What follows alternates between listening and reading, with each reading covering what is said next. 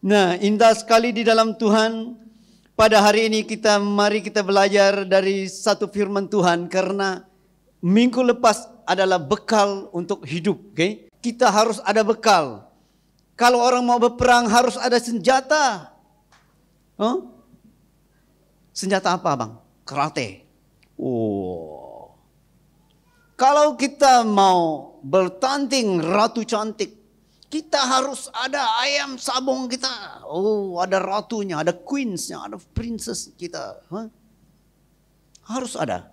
Nah, untuk maju dalam tahun 2023, yang ada saya dengar bahwa kadang-kadang tahun ini macam sukar dan sulit bagi manusia, bagi perkiraan para pakar ekonomi, tetapi bagi surga tidak ada yang sukar. Amin. Apa yang sukar bagi surga? Tidak ada. Bagi manusia, laut merah, laut teberau sukar. Tetapi Tuhan berkata bahwa tidak ada yang sukar. Dia ubah laut itu jadi tanah kering. Dan kembali jadi laut. Dan tidak ada yang sukar bagi Allah. Nah, oleh sebab itu kita harus maju dalam lantasan Tuhan pada tahun 2023. Amin. Haleluya. Kalau engkau sudah berabad-abad, bertahun-tahun sudah tidak melihat mukjizat Allah, tahun ini mesti melihat mukjizat. Amin. Apa yang sukar selama berapa puluh tahun ini dalam hidupmu, dalam keluargamu, tahun ini biarlah kita melihat mukjizat. Karena pada zaman Ishak, anak Abraham, dia masuk ke negeri orang Palestina. Di sana ada kebuluran, ada kemarau yang luar biasa. Orang tidak dapat menabur dan orang kebuluran tidak ada makanan. Tetapi Ishak datang dan dia menabur. Dia mendapat hasil 100 kali lipat. Tahu 100 kali lipat? Orang tidak ada kerja. Orang dapat kerja pun gaji hanya minimum saja. 1.300, 1.500. Tetapi waktu Ishak datang di negeri itu, dia bekerja, dia digaji 1.000 kali 100 berapa? 10.000, 100.000. Siapa pakar matematik? 1.000 kali 100 berapa? Hah? 100.000? Siapa kata 10.000? Oh, itulah kita dua punya matematik F saja. Abang matematik berapa? 150.000. Iya, tadi kan 130.000, 150.000. Kalau Ishak menabur 150.000. Mengejutkan sih, mengejutkan negeri Palestina. Dia bawa Tuhan. Nah, biarlah tahun 2023 ini kita datang seperti Ishak, dunia kacau balau, ekonomi tunggang telanggang, tetapi kita maju dengan tangan Allah yang ajaib dan kita akan menuai 100 kali lipat. Tidak ada yang tidak mungkin bagi Tuhan. Amin. Ada yang tidak pernah belajar, yang hidup dalam ketidakmustahilan di sini lagi. Kalau kamu masih belum belajar, itu ada mana bena kita mau buat gereja itu. Tanya kepada abang bagaimana cerita bena ini boleh ada di sini. Semuanya keajaiban, semuanya mukjizat, semuanya perkara yang tidak mungkin. Tetapi Tuhan mungkinkan dalam satu masa. Luar biasa Tuhan. Beri kemuliaan bagi nama Tuhan. Nah, biarlah pada hari ini kita belajar tentang Tuhan. Kita berlantaskan yang pertama yaitu tentang kasih karunia. Bagaimana untuk hidup dalam kasih karunia. Tajuknya ialah cara kasih karunia bekerja. Ada di sini, oke? Haleluya. Nah, cara kasih karunia bekerja, mari kita membuka dari Matius 5 ayat 14 sampai 20. 17.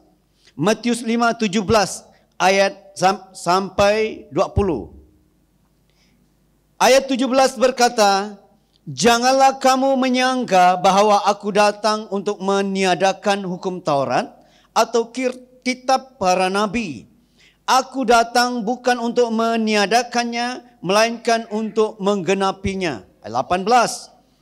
"Karena aku berkata kepadamu, sesungguhnya selama belum lenyap langit dan bumi ini, Satu iota atau satu titik pun tidak akan ditiadakan dari hukum Taurat sebelum semuanya terjadi. 19. Karena itu siapa yang meniadakan salah satu perintah hukum Taurat sekalipun yang paling kecil dan mengajarkannya demikian kepada orang lain, ia akan menduduki tempat yang paling rendah di dalam kerajaan sorga. Tetapi siapa yang melakukan dan mengajarkan segala perintah-perintah hukum Taurat, ia akan menduduki tempat yang tinggi di dalam kerajaan sorga. Ayat 20. Maka aku berkata kepadamu, jika hidup keagamaanmu tidak lebih benar daripada hidup keagamaan ahli-ahli Taurat dan orang-orang Farisi, sesungguhnya kamu tidak akan masuk dalam kerajaan surga. Hidup tentang kasih karunia dan hukum Taurat ada beda? Ada. Orang berkata bahwa kita tidak lagi hidup di bawah hukum Taurat, tetapi hidup di bawah kasih karunia. Kecuali kamu masih mau di bawah hukum Taurat, dipersilakan. Ada yang masih mau hidup di bawah hukum Taurat? Ataupun hidup di bawah kasih karunia? Mana yang mau pilih? Sekarang sudah Tuhan buka arena kasih karunia. Dan kalau kamu masih mau hidup di bawah hukum Taurat, dipersilakan. Oke, dipersilakan. Karena begini, hidup di bawah hukum Taurat dan hidup di bawah kasih karunia, saya dan saudara sudah hidup di bawah kasih karunia. Cawan ini adalah perjanjian baru, meterai oleh darah Tuhan. Dan berarti bahwa Tuhan sudah membuka satu lemparan baru di mana hidup dalam kasih karunia. Perjanjian baru namanya. Nah, biarlah pada hari ini saya dan saudara mengerti cara kasih karunia bekerja. Karena saya dan saudara hidup di bawah kasih karunia. Okay? Nah, yang kita lihat di sini, hidup di bawah hukum Taurat itu bagaimana? Hidup di bawah hukum Taurat itu bagaimana? Tuhan akan berurusan dengan engkau secara hukum Taurat, yaitu tentang taat atau tidak taat, sanggup atau tidak sanggup, sempurna atau tidak sempurna. Itulah hukum Taurat. Itulah hukum Taurat. Lalu kita melihat ayat yang tadi, ayat yang cukup membingungkan manusia dalam hidup ini. Dikatakan apa? Selagi langit dan bumi tidak lenyap, satu titik, satu iota pun tidak boleh ditiadakan dalam hukum Taurat. Nah, selalunya kami pastor-pastor ini ambil ayat ini. Tengok, tidak ada satupun firman Tuhan boleh ditiadakan selagi bumi tidak lenyap. Tetapi Tuhan berurusan di sini ialah tentang apa? Tentang kasih karunia dan hukum Taurat. Karena orang berkata begini dengan dia. Yesus, engkau mengajar begini dan engkau melanggar hukum Taurat dan engkau meniadakan hukum Taurat. Akhirnya dia berkata kepada mereka ayat 17, saya datang bukan untuk meniadakan hukum Taurat. Saya datang untuk menggenapi hukum Taurat. Karena orang berkata bahwa dia datang untuk meniadakan hukum Taurat. Karena hari 6, hari Sabat dia bekerja. Dan orang Israel tidak boleh bekerja hari Sabat. Dan orang menuduh dia bahwa dia datang melanggar hukum Taurat, meniadakan hukum Taurat. Dia berkata, aku datang bukan meniadakan hukum Taurat tetapi menggenapi hukum Taurat. Hukum Taurat itu ditulis melampangkan Yesus yang akan datang. Semua persembahan pada zaman dahulu kala, anak domba di Mesir melampangkan menuju kepada Yesus. Selagi hukum Taurat tidak digenapi, kata Tuhan, satu titik pun dalam hukum Taurat tidak boleh ditiadakan. Kalau engkau mau berurusan dengan Allah, harus secara hukum Taurat. Itu sebabnya dia berkata, kalau engkau hidup di bawah hukum Taurat, selagi hukum Taurat belum digenapi, kalau engkau mengajarkan hal-hal yang dan engkau meniadakan satu titik pun dalam hukum Taurat, engkau akan duduk paling rendah di dalam kerajaan Allah. Selagi hukum Taurat belum digenapi, kalau engkau hidupnya kurang dari cara-cara hidup orang Farisi, ahli-ahli Taurat yang luar biasa itu, engkau tidak masuk dalam kerajaan surga.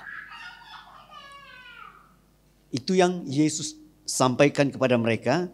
Tetapi nyata sekali apa yang Yesus katakan, inilah darahku, darah perjanjian yang ditumpahkan bagi kamu. Perjanjian baru. Hukum Taurat sudah digenapi oleh Yesus di kayu salib. Satu persembahan yang harus diberi kepada Allah. Yang sempurna, tidak bercela. Hanya Yesus sahaja yang tidak bercela. Darahnya kudus, sempurna dan disampaikan kepada Tuhan. Lalu genaplah hukum Taurat. Genaplah hukum Taurat, lalu berlalulah perjanjian lama dan berlalulah hukum Taurat. Sekarang dia berkata, inilah perjanjian baru. Namanya kasih karunia. Lalu saya dan saudara hidup dalam kasih karunia pada hari ini. Beritahu orang sebelah kiri kanan, bro, kita hidup dalam kasih karunia, bro.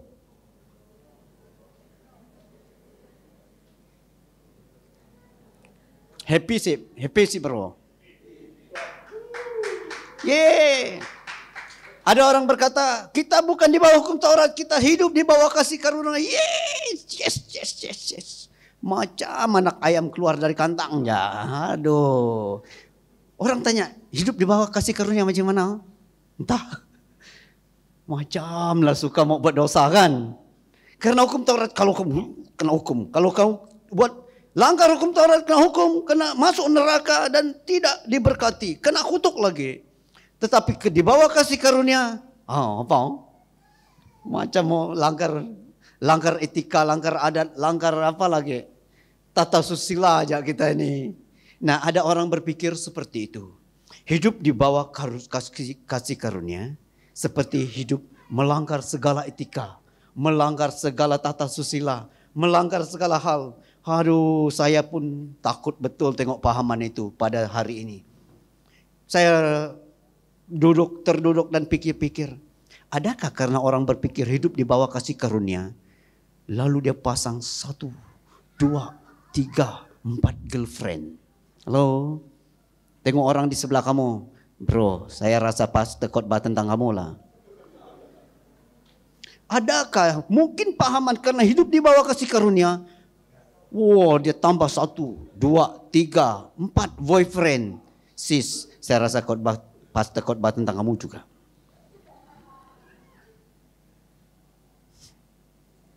Hidup di bawah kasih karunia, okay? Nah mari, kalau kita masih hidup di bawah Taurat Tuhan, hukum Taurat, kita harus taat, sempurna, kesanggupan, perfect. Tetapi firman Tuhan berkata tidak pernah manusia hidup sempurna dan tidak ada orang pernah lulus melakukan hukum Taurat. Semuanya gagal dan tidak pernah orang lulus. Lalu kalau kita hidup di bawah kasih karunia, Allah akan berurusan denganmu menurut kebaikan Tuhan. Amin. Nah, sekarang kita hidup dalam kasih karunia, Tuhan akan berurusan dengan saya menurut kebaikan Tuhan, bukan kebaikan kita. Amin. Tadi kebaikan kita. Lalu pada hari ini, kalau saya dan saudara mau hidup di hadapan Tuhan, kita harus mempunyai satu pahaman bahwa saya hidup karena kebaikan Tuhan. Saya hidup karena kemurahan Tuhan. Itu yang kita lihat. Lalu biarlah kita lihat pada hari ini tentang kasih karunia.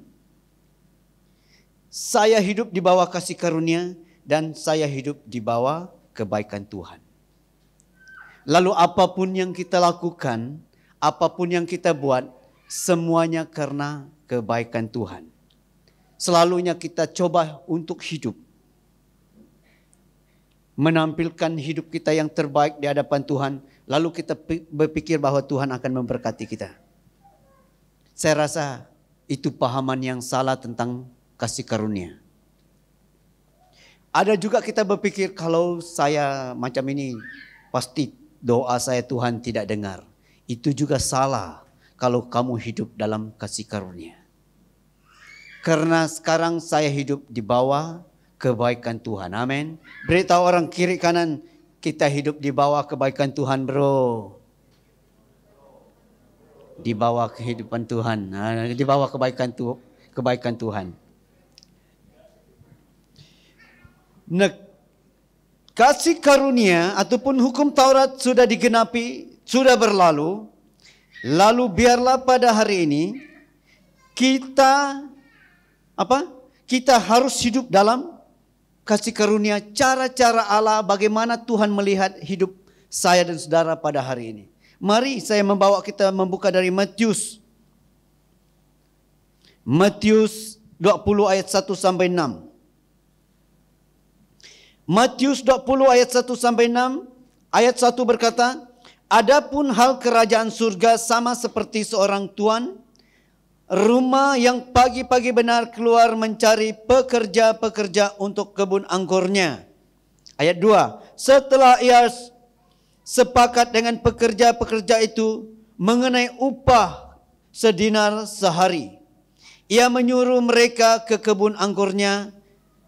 Ayat 3, "Kira-kira pukul 9 pagi ia keluar pula dan melihatnya ada lagi orang-orang lain menganggur di pasar." Nah, kita lihat Yesus mengajar tentang kasih karunia. Dia berkata, adapun kerajaan surga yang dia ajar, adapun kerajaan kasih karunia yang saya ajar, sama seperti seorang tuan rumah yang pagi-pagi keluar mencari pekerja-pekerja untuk bekerja di kebun. Dan dia menjumpai mereka dan dia bersepakat dengan mereka, "Kalau kamu bekerja dengan saya pada hari ini, bolehkah saya membayar kamu?" Dia kata sedinar. Ataupun contohlah 1 hari kerja, saya membayar kamu 300. Besar sih. Selalunya 1 dinar itu macam kecil kan. Itu macam kecil lah 1 dinar. Kasih naiklah. Kamu kerja dengan saya 1 hari, saya bayar 500. Wih, yang pekerja itu oke. Banyak itu banyak. Ada berapa? Banyak lah, 50 orang. Ramai-ramai. Oke, deal lah. Oke, sign contract. Si anu, ni nama saya selaku nomor IC dan nih setuju. Oke, setuju. Macam itu bang, Itu toke abang, itu oke kan? Macam mana mau sebut itu? Abang saja lah kan. Kalau itu setuju, yang sudah tahu, yang pergi kerja itu sudah tahu sangat tuh bahwa oke, saya setuju. Sign, cap tangan, oke? 50 orang pergi bekerja, 500 1 hari untuk 1 orang. Tetapi dia kata pukul 9 pagi dia keluar lagi. Jumpa. Ada orang lagi belum. "Kenapa kamu tidak pergi kerja?" "Oh, kami tidak ada orang yang memanggil kami untuk kerja." Lalu dia panggil, "Mari kerja di kebun saya." Tadi pagi kan mereka sudah lihat bahwa grup ini pergi dan sudah ada deal. Dengan happy-nya, saya kerja hari ini 1 hari 500 ringgit. Dan kamu orang baik, tunggu ada toke datang ambil kamu. Tetapi toke yang sama datang, dia kata, "Kamu orang belum dapat, ada orang panggil kerja." "Tidak, mari kerja di kebun anggur saya. Kebun saya, mari. Nanti saya bayar kamu sesuai dengan apa yang saya layak bagi kepada kamu." Kata firman Tuhan ini, kalau kita lihat ini, kira-kira pukul 9 pagi ia keluar pula dan melihatnya ada lagi orang-orang lain yang menganggur di pasar. Katanya kepada mereka, "Pergi jugalah kamu ke kebun anggurku, dan apa yang pantas aku berikan kepadamu." Dan mereka pun pergi. Dia tidak ada deal, Dia tidak ada deal dengan mereka. Suka-suka sayanya. Kamu pergi aja kerja, kalau saya murah hati, saya bagilah gaji. Kalau tidak tuh, Bapak sajalah. Mungkin 1 tapo chicken rice saja pun boleh. Oke lah, jalan. Dan ayat 5, kira-kira pukul 12 dan pukul 3 petang ia keluar pula dan melakukan sama seperti tadi. Pukul 12 datang lagi, jumpa masih ada orang yang belum kerja. Dia kata, boleh kerja di kebun saya. Kalau ada apa yang mungkin saya boleh bagi kamu, mungkin 1 kong beras pun cukup lah. Oke lah, jalan. Tapi tidak deal, tidak ada sign dan tidak ada cap tangan, okay? Dan dikatakan kira-kira pukul 5 petang ia keluar lagi dan mendapati orang-orang lain pula. Lalu katanya kepada mereka, mengapa kamu menganggur saja di sini sepanjang hari? Kata mereka kepadanya, karena tidak ada orang yang mengupah kami. Katanya kepada mereka, pergilah jugalah kamu ke kebun anggurku. Nah, ini yang kita lihat. Yesus mengajar tentang cara-cara kasih karunia bekerja. Dia hanya ambil cerita tentang orang bekerja di kebun anggur. Nah, pada waktu petang, ada satu grup yang datang pukul 5 dan pukul 6 sudah habis. 1 jam saya kerja. Lalu dia berkata, panggil semua orang yang bekerja. Kita mau membayar mereka mulai dari yang datang paling lambat yang pukul 5. Saya mau bayar mereka dulu. Waktu yang datang pukul 5 itu datang, ambil gaji mereka, dia bagi satu orang 500 ringgit sesuai dengan perjanjian orang dahulu. Tapi ini tidak ada perjanjian. Dia 500 ringgit. Wih, terkejut orang yang datang pukul 7 pagi. Yang datang pukul 3 dia bayar 500 juga. Wih, terkejut juga. Orang yang datang pukul 7 pagi sudah pikir, kita dari awal pasti dia akan bagi lebih banyak. Ada ampau lagi, ada bonus nih. Yang pukul 12 datang sama juga 500. Dan akhirnya yang pukul 7 datang. Dan dia bagi mereka 500 ringgit sesuai dengan perjanjian. Mereka bantah sesuai dengan ayat firman Tuhan ini kalau kita baca. Mereka membantah dia. Tuhan, Toke, kenapa kami punya sama dengan mereka yang datang paling lambat? Toke berkata, kita sudah berjanji kan. Kamu kerja 1 hari 500 ringgit. Saya bayarlah. Tetapi kenapa mereka yang datang baru kerja 1 jam cincano tuh. Si Manuel tuh baru pukul 5 datang. Dasar. Juga. Kebetulan namanya. Oke lah, Jos lah, Jos. Si Jos tuh datang lambatnya. Doi. Tapi masih juga kau bayar dia 500. Tidak adil. Marah kan? Tetapi Toke berkata, saya adalah Tuhan yang baik. Kalau saya mau membagi mereka 500 itu suka-sukanya saya. Tetapi membagi kamu sesuai dengan persepakatan itu benar. Dan grup yang pertama ialah hidup dalam hukum Taurat. Sepakat, kalau engkau boleh buat macam ini, kerja 1 hari, saya bayar 500. Kalau engkau melakukan hukum Taurat, engkau akan lulus dan engkau diberkati, engkau masuk surga dan engkau tidak kena kutuk. Tetapi kalau engkau gagal melakukan hukum Taurat, engkau kena kutuk, tidak masuk surga, ya macam-macam penyakit datang. Tetapi hidup dalam kasih karunia seperti grup yang pukul 9, pukul 12, pukul 3 dan pukul 5. Mereka itu diumpamakan manusia yang hidup di bawah kasih karunia. Mereka hanya datang kerja sekejap saja, tetapi suka-sukanya Tuhan. Nah, ini yang Tuhan ingin sampaikan kepada bangsa itu, bangsa Israel. Bahwa mereka sekarang hidup dalam kasih karunia. Kerajaan surga seperti ini. Hidup di bawah kasih karunia. Lalu bagi Tuhan tidak ada yang mustahil. Karena Tuhan kita baik. Amin. Beritahu orang sebelah, Tuhan kita baik, Bro. Po, orang Tuhan kita baik, Po. Daddy, orang kita baik, Daddy. Yang kalau ada Daddy di sebelah dia. Kalau kamu ada orang yang cantik di sebelah kamu, darling, ada orang Tuhan itu baik bagi kamu, cakap. Berani sih. Saya tengok dari sini nih, lepas nih saya terus konseling tuh. Tak berani kan? Tak berani. Hey, jangan pura-pura. Sudah tahu saya. Saya tengok dari sini. Tengah-tengah saya khotbah. Sempat kamu jeling orang yang kamu suka. Aduh Tuhan. Saya kata keterlaluan betul. Grup ini hidup dalam kasih karunia. Indah sih. Lalu kita hidup berkata bahwa kita bukan di bawah hukum Taurat. Tetapi kita di bawah kasih karunia. Hui, bangganya kita. Tetapi cara kita untuk hidup, ternyata kita masih hidup di bawah hukum Taurat.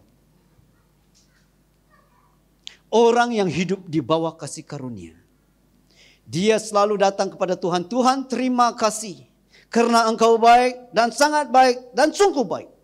Haleluya. Berapa baiknya? Tuhan, terima kasih karena Engkau baik, sangat baik dan sungguh baik. 3 kali baik kan? Tetapi orang yang tidak mengerti kasih karunia, dia berkata dia hidup di bawah kasih karunia, tetapi cara hidupnya seperti orang di bawah hukum Taurat. Tuhan, saya sudah melayani Engkau, berkati saya sekarang. Waduh, hukum Taurat betul tuh.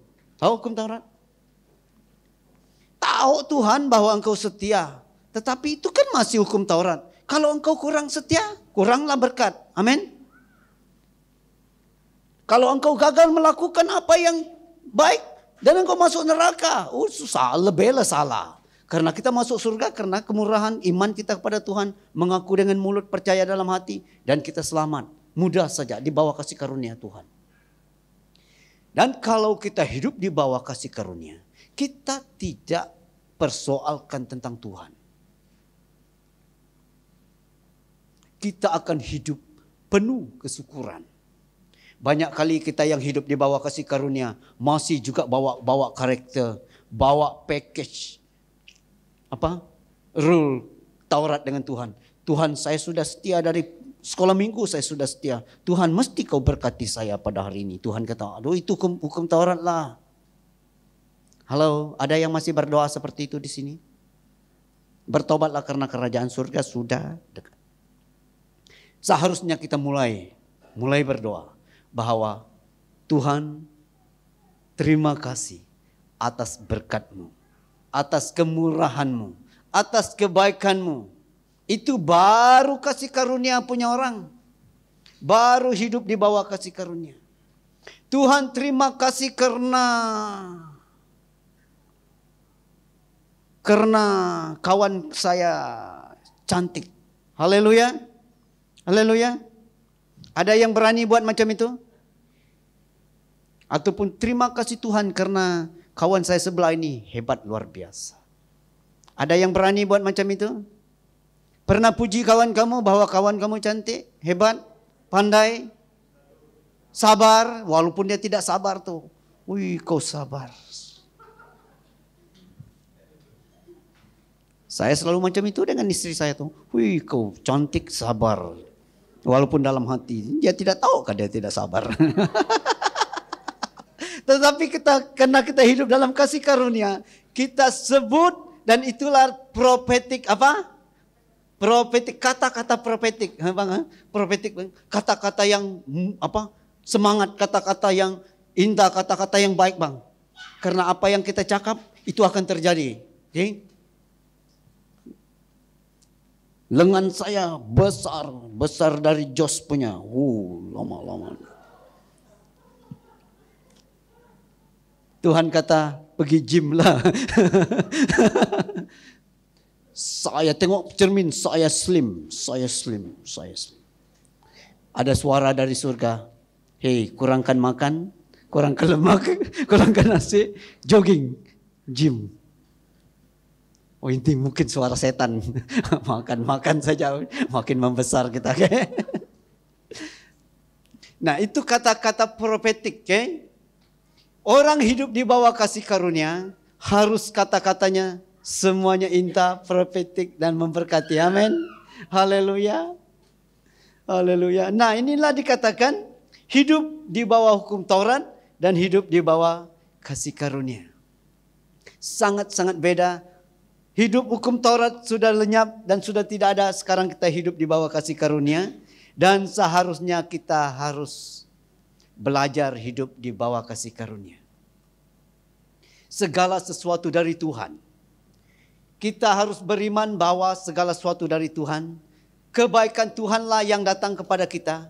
Karena waktu Tuhan membentuk perjanjian baru. Satu, kita diselamatkan oleh karena iman, karena kemurahan kasih karunia Tuhan. Satu, tidak perlu saya menggenapkan 10 hukum-hukum Taurat masuk surga. Tidak perlu. Karena itu memang tidak mungkin.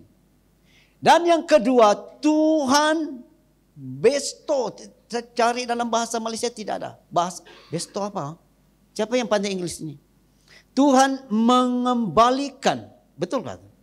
Siapa? Siapa yang tahu Inggris nih?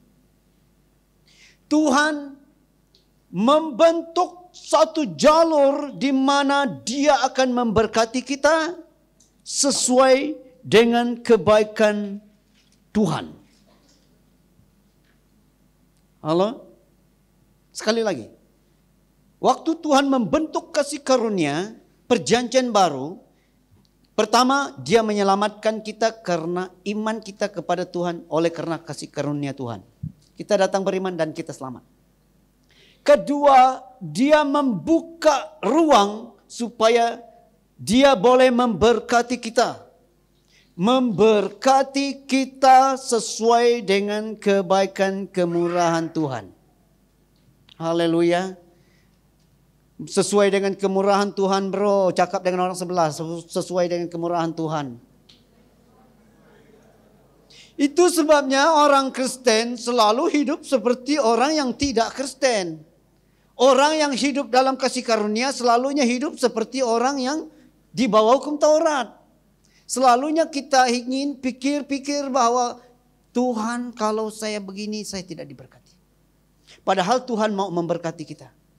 Tetapi semuanya memerlukan iman, memerlukan kata-kata apa? Kata-kata profetik. Karena dasar yang kita pakai tahun ini apa? Kasih karunia, mengerti kasih karunia. Kedua apa? Firman, iman, firman dan kata-kata profetik. Nah, untuk hidup dalam kasih karunia, bagi kita yang masih sekolah, masih ada yang bersekolah kan? Belajar. Dulu saya belajar, saya tidak tahu tentang bagaimana kata-kata dalam kasih karunia. Kalau saya tahu, saya akan 100 semua tuh. Kalau kita hidup dalam kasih karunia, tahu bahwa Tuhan memihak kepada kita, bahwa kebaikan Tuhan itu memang ada pada kita, Tuhan memang memang mau memberkati kita. Dan bagi mereka yang masih belajar itu, beritahu Tuhan, Tuhan, mulai pada hari ini saya pandai, saya cerdas, saya brilian, saya luar biasa. Wow. Tengok cermin, apalah guna cermin besar-besar di rumah. Cermin kabut pakaian lagi. Seluruh badan kita di sana dari rambut sampai kaki. Beritahu, Tuhan berkata bahwa Tuhan memberkati engkau. Tuhan memberkati, Tuhan memberi kepandaian. Dari Tuhanlah segala kesanggupan, kesempurnaan. Dari Tuhanlah segala berkat. Beritahu kamu di cermin itu. Dan banyak kali kita hidup dan kita tidak pernah sebut macam itu dengan diri kita. Selalunya kita pikir dan kita duduk dan kita merenungkan nasib hidup kita. Dan kita nyanyi. Siapakah aku ini Tuhan, jadi biji matamu. Dulu orang nyanyi itu karena orang kecewa. Tidak ada boyfriend nyanyi. Siapakah nangis itu. Tidak dapat pekerjaan. Siapakah.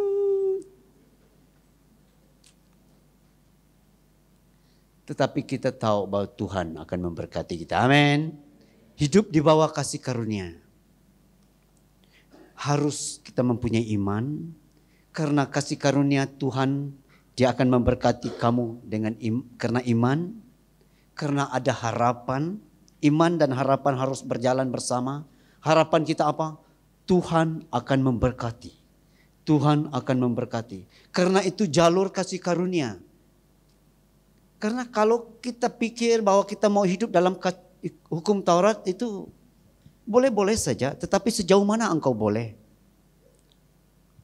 Nyanyi saja lupa lirik. Loh, ada yang seperti saya di sini nyanyi lupa lirik? No. Kalau tidak ada di sini tak pandai saya nyanyi sudah tuh. Saya kata betul-betul tidak pandai nyanyi kah saya ini? Kalau kita hidup di bawah hukum Taurat saja, kalau macam ini, aduh banyak gagal tuh. 1 berkat hilang tuh. 2 berkat hilang. Tidak pandai angkat tangan, 3 hilang. Aduh Tuhan. Malaikat kata dari surga, tuh tidak pandai tuh. Angkat tangan pun setengah-setengah macam ini tuh. Bukan menyembah Tuhan itu. Malaikat kata, tidak lulus. 4 sudah berkat hilang. Nah itu hukum Taurat. Nah kalau kita masih mau hidup di bawah hukum Taurat, dipersilakan supaya semua berkat hilang dan engkau gagal. Tetapi kita hidup di bawah kasih karunia sekarang. Amin. Kita hidup di bawah kasih karunia.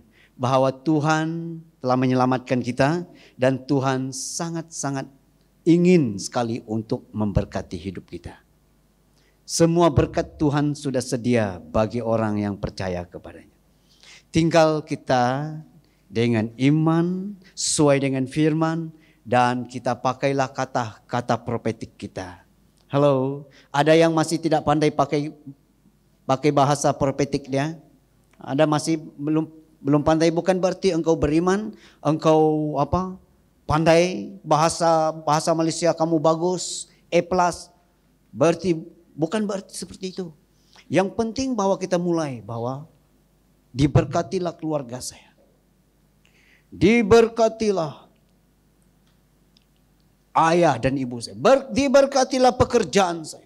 Diberkatilah company di mana saya bekerja. Wow, ada doa seperti itu? Ada cakap seperti itu kan? Ataupun engkau kutuk dia bos setiap hari. Dia lagi bos nih terus. Kedekutnya luar biasa, Haji Bakil lagi. Bos sudah kedekut luar biasa, Haji Bakil lagi. Aduh. Ucapkan berkat di atas bos. Tuhan, bos saya yang kedekut, saya ucapkan berkat supaya dia bermurah hati. Wah. Setiap pagi cicak-cicak yang dalam pejabat kamu pun ikut berkati. Semut-semut yang berjalan diberkati. Sampai semut diberkati di pejabat kamu baru betul. Amin. Haleluya. Kalau kamu di sekolah, berkatilah sekolah kamu. Sekolah saya dari pagar sampai ke pejabat guru besar diberkati. Orang yang mau begaduh setiap hari di sekolah pun tidak jadi begaduh tuh. Haleluya. Mula-mula saya pergi sampai anak saya balik sekolah di Matang Hilir tuh. Begaduh budak di luar tuh. Saya pergi larang. Saya ingat saya berani, saya pergi takut juga. Sekali datang satu kaum ibu yang driver band keluar dari band dia. Soalnya dia tarik rambut laki tu, dia tarik pelanting. Saya kata, ganas betul juga kaum ibu. Sejak itu saya takut betul dengan kaum ibu.